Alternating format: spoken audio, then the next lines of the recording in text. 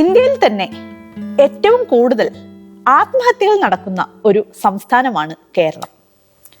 ആത്മഹത്യകളെ കുറിച്ചുള്ള വാർത്തകൾ നമ്മൾ വായിക്കുമ്പോൾ ഒരാൾ എന്തുകൊണ്ട് ഇത്തരമൊരു തീരുമാനം എടുക്കുന്നു എന്ന് നിങ്ങളിൽ ചിലരെങ്കിലും ആലോചിച്ചിട്ടുണ്ടാവും. പലപ്പോഴും ഒരു വ്യക്തിയുടെ മാനസിക പ്രശ്നങ്ങൾ കൊണ്ട് ഇത്തരമൊരു തീരുമാനത്തിലേക്ക് എത്തുന്നു, ഇത്തരമൊരു കടുങ്കൈ ചെയ്യുന്നു എന്നൊക്കെ ആയിരിക്കും പലരുടെയും മനസ്സിൽ വരുന്നത്. പക്ഷേ മനുഷ്യൻ എന്നത് ഒരു സാമൂഹ്യ ജീവിയാണ് എന്ന് നമുക്കെല്ലാം അറിയാം. അങ്ങനെ ഇരിക്കുമ്പോൾ ഒരു വ്യക്തി ആത്മഹത്യ ചെയ്യാൻ സമൂഹം ഏതെങ്കിലും വിധത്തിൽ സ്വാധീനം ചെലുത്തുന്നുണ്ടോ? ഈ ചോദ്യത്തിനുള്ള ഉത്തരം 19ാം നൂറ്റാണ്ടിൽ വളരെ പ്രസിദ്ധനായ ഒരു സാമൂഹ്യ ശാസ്ത്രജ്ഞൻ, സോഷ്യോളജിസ്റ്റ് എമിൽ ദുർക്കീം എന്ന വ്യക്തി ഇതിനുള്ള ഉത്തരം നൽകിക്കഴിഞ്ഞു.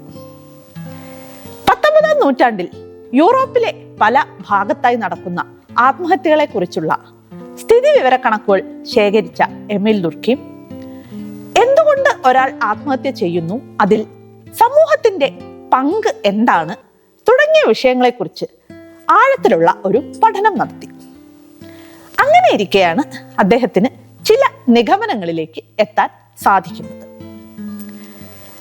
ഒരു വ്യക്തി സമൂഹവുമായി വ്യക്തിക്കുള്ള ബന്ധം അയാൾ ആത്മഹത്യ ചെയ്യാനെടുക്കുന്ന ആ ഒരു തീരുമാനത്തിനെ സ്വാധീനിക്കുന്നു എന്നാണ് എമിൽ ദുർക്കീം പറഞ്ഞു വെച്ചത്.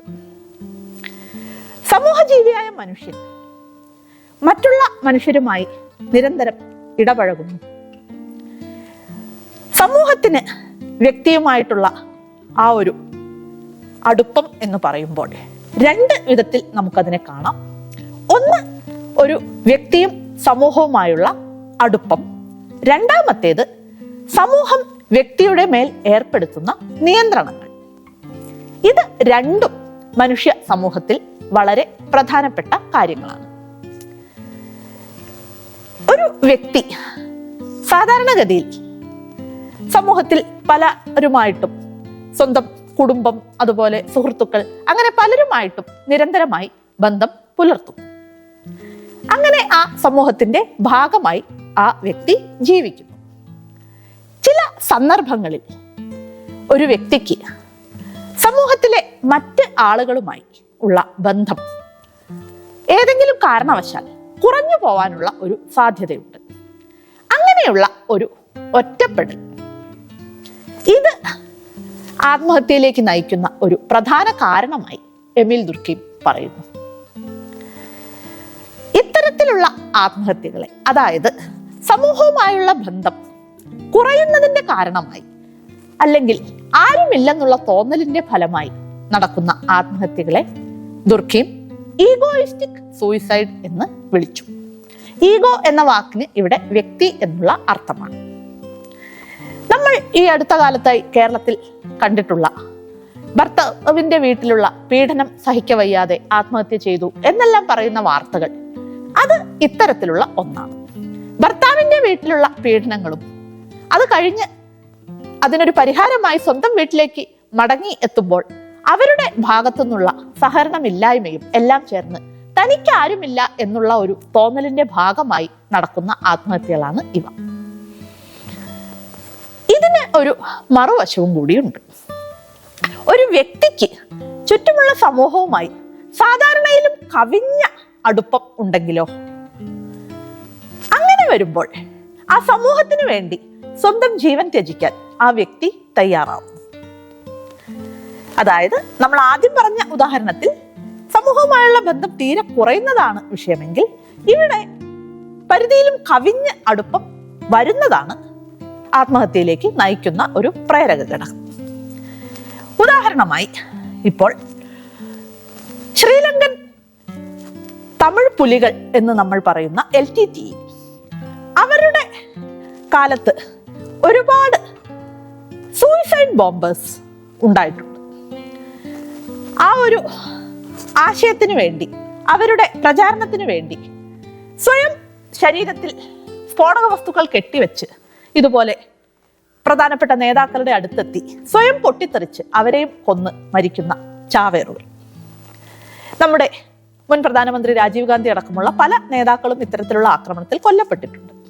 അപ്പോൾ സ്വയം ഒരു ആയുധമായി പൊട്ടിച്ചിതറാൻ ആ ഒരു വ്യക്തിയെ പ്രേരിപ്പിച്ച ഘടകം എന്താണെന്ന് ചോദിച്ചാൽ ആ സ്വന്തം സമൂഹവുമായിട്ടുള്ള ഒരല്പം അതിരു കവിഞ്ഞ എന്ന് തന്നെ പറയാവുന്ന അടുപ്പം തന്നെയാണ് എന്ന് പറയും. ഇത്തരത്തിലുള്ള ആത്മഹത്യകളെ സമൂഹത്തിന് വേണ്ടി ഒരു വ്യക്തി നടത്തുന്ന ജീവത്യാഗത്തിനെ ദുർക്കീം അൾട്രോയിസ്റ്റിക് സൂയിസൈഡ് എന്ന പേരിട്ടാണ് വിളിച്ചിരിക്കുന്നത്. ഇനി നമുക്ക് സമൂഹം വ്യക്തിയുടെ മേൽ ഏർപ്പെടുത്തുന്ന നിയന്ത്രണങ്ങളെ കുറിച്ച് ചിന്തിക്കാം. സാധാരണഗതിയിൽ സമൂഹം വ്യക്തിക്ക് മേൽ നിയന്ത്രണങ്ങൾ ഏർപ്പെടുത്തുന്നു എന്ന് പറയുമ്പോൾ നിയമങ്ങൾക്കപ്പുറത്ത് എന്താണ് ശരി, എന്താണ് തെറ്റ്, നമ്മൾ എങ്ങനെ ഓരോ സന്ദർഭത്തിലും പെരുമാറണം തുടങ്ങിയ കാര്യങ്ങളാണ് ഈ നിയന്ത്രണങ്ങൾ കൊണ്ട് ഉദ്ദേശിക്കുന്നത്. സമൂഹം ഒരു മാറ്റത്തിന്റെ പാതയിലാണെങ്കിൽ, അതും ഒരു പഴയ കാലത്തിലുള്ള ഒരു സമൂഹത്തിൽ നിന്ന് ഒരു ആധുനിക കാലഘട്ടത്തിലേക്കുള്ള ഒരു മാറ്റത്തിന്റെ പാതയിലാണെങ്കിൽ പലപ്പോഴും എന്താണ് ശരി, എന്താണ് തെറ്റ് എന്നുള്ള കാര്യങ്ങളിൽ കൃത്യമായ നിർവചനങ്ങൾ ഇല്ലാതെ പോവാൻ സാധ്യതയുണ്ട്. ഉദാഹരണമായി, ഒരു പരമ്പരാഗത രീതിയിലുള്ള ഒരു സമൂഹത്തിൽ 6 മണിക്ക് ശേഷം സ്ത്രീകൾ പുറത്തിറങ്ങാറില്ല എന്ന് വിശ്വസിക്കുന്നുണ്ട്. പക്ഷേ ഒരു ആധുനിക സമൂഹത്തിൽ സ്ത്രീകൾ രാത്രി ഷിഫ്റ്റുകളിലും മറ്റും ജോലി ചെയ്യുന്നതായി വരാം. അപ്പോൾ ഇത്തരത്തിലുള്ള ആശയക്കുഴപ്പങ്ങൾ ഈ ഒരു സമൂഹം മാറ്റത്തിന്റെ പാതയിലായിരിക്കുമ്പോൾ എപ്പോഴും ഉണ്ടാവാൻ സാധ്യതയുണ്ട്. ഇങ്ങനെയുള്ള സാഹചര്യത്തിൽ, പ്രത്യേകിച്ചും ഇപ്പോൾ സമകാലിക ഇന്ത്യയിൽ നമ്മൾ നോക്കുകയാണെങ്കിൽ 1991 നമ്മൾ ആഗോളവൽക്കരണത്തിന്റെ ഭാഗമായി മാറിയപ്പോൾ ഇതേ പ്രശ്നം നിലവിൽ വന്നു. അതായത് പഴയ കാര്യങ്ങൾ പൂർണ്ണമായി വിട്ടിട്ടുമില്ല, പുതിയ കാര്യങ്ങൾ മുഴുവനായി നമ്മൾ സ്വീകരിച്ചിട്ടുമില്ല എന്നുള്ള ഒരു അവസ്ഥയിൽ, ഈ അവസ്ഥയിൽ ഉണ്ടാവുന്ന ഒരു അനിശ്ചിതത്വമുണ്ട്. ഇത്തരത്തിലുള്ള ഒരു മാറ്റത്തിന്റെ പാതയിലുള്ള ഒരു സമൂഹം, ആ സമൂഹത്തിൽ വ്യക്തമായ ശരി, തെറ്റ് എന്നിവയ്ക്കുള്ള നിർവചനങ്ങൾ ഇല്ലാതെ വരുന്ന ഈ അവസ്ഥയെ എമീൽ ദുർക്കീം അനോമി എന്ന വാക്കുകൊണ്ട് സൂചിപ്പിക്കുന്നു.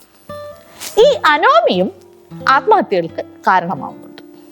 ഉദാഹരണമായി, ഇന്ത്യയിലെ കർഷക ആത്മഹത്യകൾ പരമ്പരാഗത കൃഷിരീതികൾ പൂർണ്ണമായി കൈവിടാതെയും അതേസമയം ഒരു ആഗോളവൽകൃത സാമ്പത്തിക സാഹചര്യത്തിൽ പൂർണ്ണമായി ആ രീതികൾ ഉൾക്കൊള്ളാനാവാതെയും ചെയ്യുന്നത് വഴി ഉണ്ടാകുന്ന സാമ്പത്തിക നഷ്ടങ്ങളും മറ്റും താങ്ങാനാവാതെ ഒരുപാട് കർഷകർ ഇന്ത്യയിൽ ആത്മഹത്യ ചെയ്യുന്നുണ്ട്. ഇന്ത്യയുടെ എല്ലാ ഭാഗത്തും, കേരളം അടക്കം നമുക്കിത് കാണാൻ സാധിക്കും. ഇത്തരത്തിലുള്ള ആത്മഹത്യകൾക്ക് കൃത്യമായ കാരണം ഈ സമൂഹത്തിന്റെ ഭാഗത്തു നിന്നുള്ള കൃത്യമായ നിയന്ത്രണമോ അല്ലെങ്കിൽ ഒരു സപ്പോർട്ടോ ഇല്ലാതെ വരുമ്പോഴാണ്. ഇത്തരത്തിലുള്ള ആത്മഹത്യകളെ അനോമിക് സൂയിസൈഡ് എന്നാണ് വിളിക്കുന്നത്.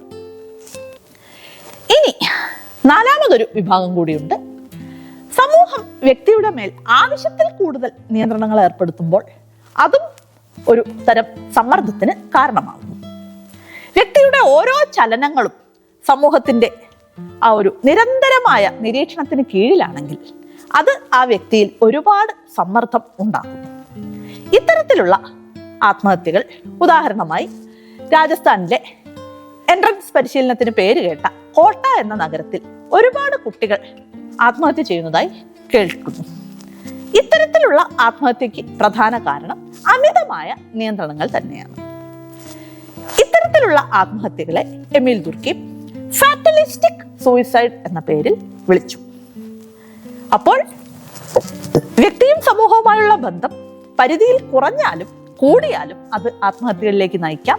അതുപോലെ സമൂഹം വ്യക്തിയുടെ മേൽ ഏർപ്പെടുത്തുന്ന നിയന്ത്രണം കുറഞ്ഞാലും കൂടിയാലും അതും ആത്മഹത്യയിലേക്ക് നയിക്കുന്ന ഒരു കാരണമായി എമീൽ ദുർക്കീം പറഞ്ഞു വയ്ക്കുന്നു. സാമൂഹ്യമായ കാരണങ്ങൾ കൂടി ഒരു വ്യക്തി ആത്മഹത്യ ചെയ്യുന്നതിന് പുറകിലുണ്ട് എന്നുള്ള ഒരു സത്യമാണ് ഈ ഒരു തിയറിയിലൂടെ നമുക്ക് തിരിച്ചറിയാൻ സാധിക്കുന്നത്. ആത്മഹത്യ ഒന്നിനും പരിഹാരമല്ല.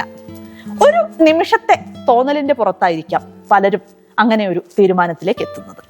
അതുകൊണ്ട് തന്നെ അത്തരത്തിലുള്ള ചിന്തകൾ, നെഗറ്റീവായ ചിന്തകൾ മനസ്സിലേക്ക് വരികയാണെങ്കിൽ അതിന് ഉടനടി പരിഹാരം നേടാൻ സർക്കാരിന്റെ ഭാഗത്തും അല്ലാതെ സന്നദ്ധ സംഘടനകളുടെ ഭാഗത്തുമായി ഒരുപാട് ഹെൽപ്പ് ലൈനുകൾ ലഭ്യമാണ് എന്നുള്ള ഒരു വസ്തുത കൂടി ഓർമ്മിപ്പിച്ചുകൊണ്ട് നിർത്തട്ടെ.